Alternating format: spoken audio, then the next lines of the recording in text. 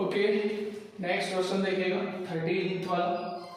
12th तक आप लोगों ने कर लिया है। अभी देखिएगा एक्सरसाइज 5 का 13 नंबर का क्वेश्चन। ओके, तो यहाँ पे 1 minute.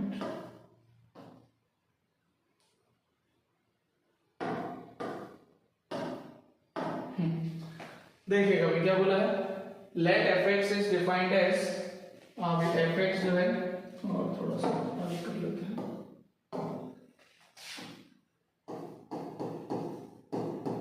F x is defined as x square plus b x plus c, where b and c are real numbers, है ना। बी और सी को रियल नंबर बोला है, और ये कंडीशन टाइप का अपन को दे रखा है f of 1 minus twice of f of 5 plus f of 9 is equal to 32।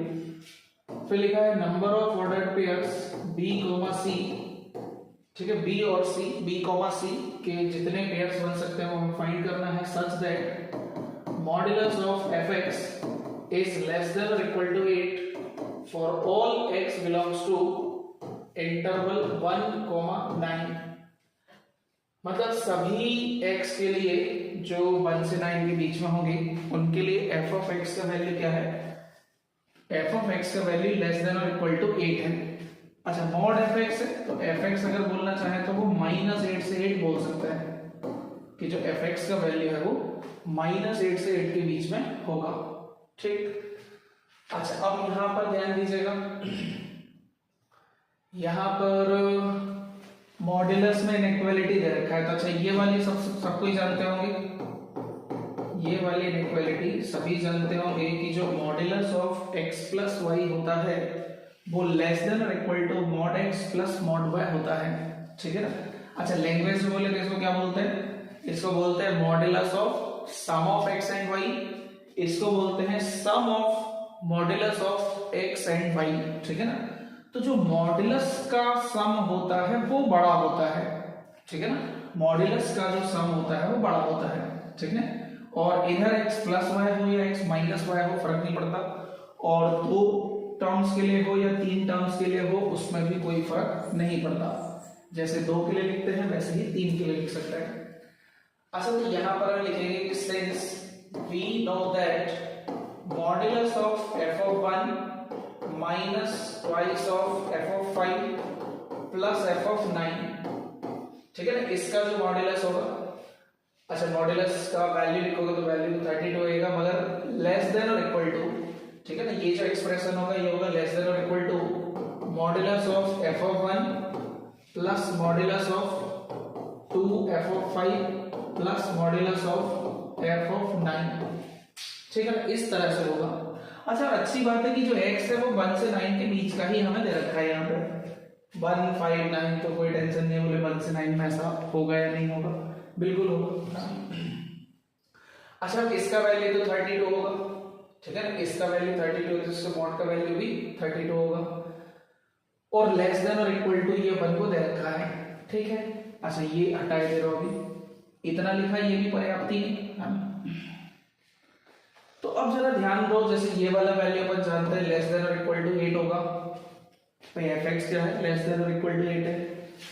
अच्छा, इसका जो 2 है वो बाहर आ जाएगा ना, ये जो 2 है वो बाहर आ जाएगा, तो 8 से छोटा है तो डबल क्या होगा, 16 से छोटा होगा, एंड ये 9 8 से छोटा होगा, तो ओवरऑल वैल्यू क्या आ जाएगा, लेस देन और इक्वल टू 32 आ जाएगा।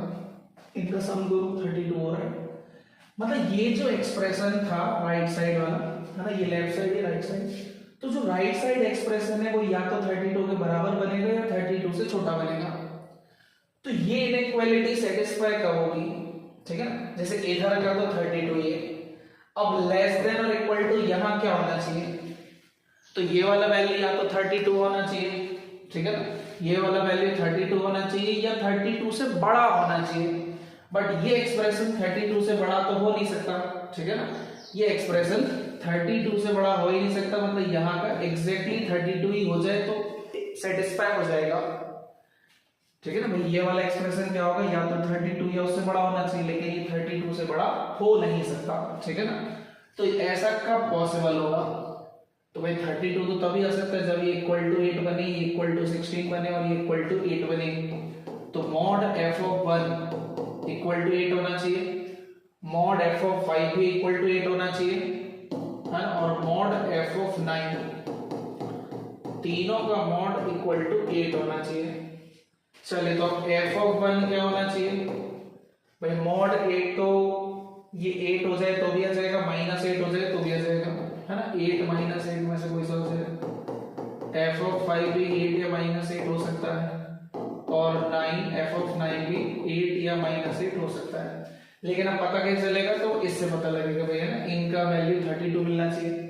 तो ऐसा तभी हो सकता है, देखो यहाँ पे माइनस है, तो ऐसा तभी हो सकता है जब ये 8 हो जाए और माइनस के लिए माइनस वाला वैल्यू ले लो तो प्लस हो जाएगा। तो ऐसा ऐसा होना चाहिए, f ऑफ 1 8 होना चाहिए, f ऑफ 5 -8 होना चाहिए और f ऑफ 9 8 होना चाहिए, तब जाके ये सेटिस्फाई होगा, ठीक है ना, 32 तभी आएगा। चेक कर लो, और कोई पॉसिबिलिटी में तो आएगा नहीं, और किसी पॉसिबिलिटी में 32 नहीं आएगा, तो यही होना चाहिए, ठीक है। चलिए अब यहाँ पे f ऑफ 1 8 है, हमें फाइनली देखो b और c चाहिए ना, तो f ऑफ 1 निकाल लो इससे, ठीक है, इनसे आ जाएगा b। चलिए तो f ऑफ 1 क्या बनेगा, 1 plus b plus c equal to 8।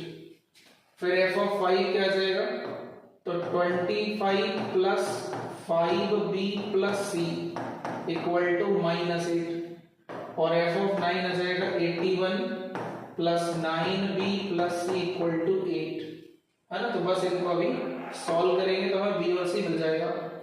चलिए तो इसमें से इसको सब्ट्रैक्ट कर लो, तो 24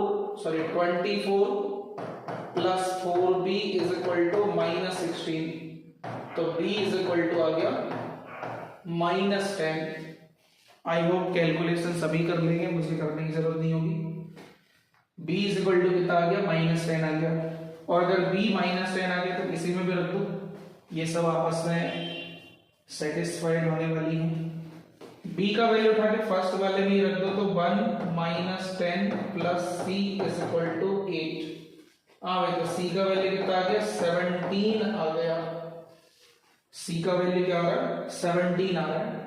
हाँ, किसी को ये चेक करना हो सर ये b और c यहाँ थर्ड वाली को लेकर भी यही आता क्या, तो बिल्कुल आता है ना। अगर ये सब गड़बड़ होते तो हो सकता है ये सेटिस्फाई ना करे, तो b और c तुम इसमें रख के देख लो, ठीक है ना, b और c रख के देख लेना, सेटिस्फाई कर रहा होगा, ठीक है ना, b और c रख कर देख लो, ये सेटिस्फाई कर रहा होगा, तो ओबियसली ये कर रहा है, ठीक है ना, सही है, सेटिस्फाई कर रहा है। तो भाई देखो b और c का एक एक वैल्यू आया, तो पेयर की बात करें तो बस एक ही पेयर बनेगा कि b, c, बस यही एक पेयर पॉसिबल है। तो नंबर ऑफ पेयर्स की बात की जा रही थी, इसलिए आंसर क्या होगा, 1 होगा, आंसर होगी 1, ठीक। चलिए तो इस तरीके से हमने क्वेश्चन सॉल्व किया।